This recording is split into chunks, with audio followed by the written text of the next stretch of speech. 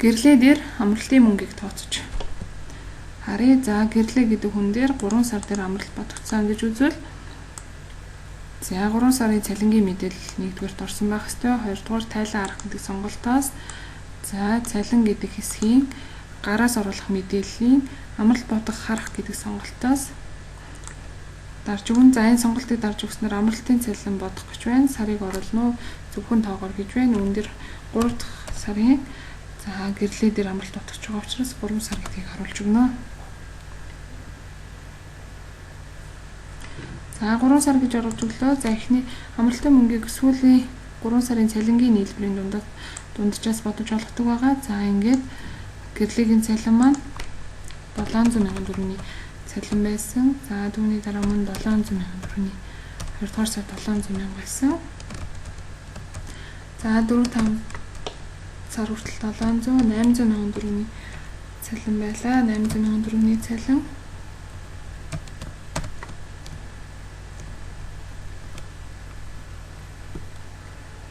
За гэж 800,000 төгрөгийн цалин 12 сар хүртэл дуустал цалин байсан бахан. За ингээд дундад цалин маань 12 сарын цалингийн нийлбэрийн дундаж 758,000 бахан. За ажиллах хэвээр хоног маань 22 хоног. За гэрлээ маань 0-5 жил ажилласан буюу ажлын 15 хоног амрах хэрэгтэй гэж хуулийн заагдсан байгаа.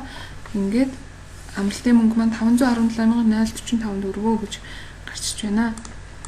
За амралтын мөнгө маань тооцогдсны дараагаар тайлан арах гэдэг сонголтоос за цалин гэдэг хэсгийн бусад нэмэгдэл цалин гэдгийг дуудаж харъя. За бусад нэмэгдэл цалин дээр мөн 3 сарын амралт батсан учраас 3 сар гэдгийг оруулж өгье. За 3 сар гэдгийг оруулж өгснөөр амралт бодогдсон байна. За 3 сар дээр за ЕО гэсэн баган дээр гэрлээ дээр амралт 517,045 төгрөг гэж бодогдсон байна. За энэ бол бусад нэмэгдэл цалингийн амралт гэсэн хэсгээр татагдан харагдаж байна. За тайлан арга сонголтоос мөн автоматар гарах хэсгийн сүүл цалин гэдэг дээр 3 сарын цалингийн мэдээллийг оруулан 3 дахь сарын цалин дуудан харъя.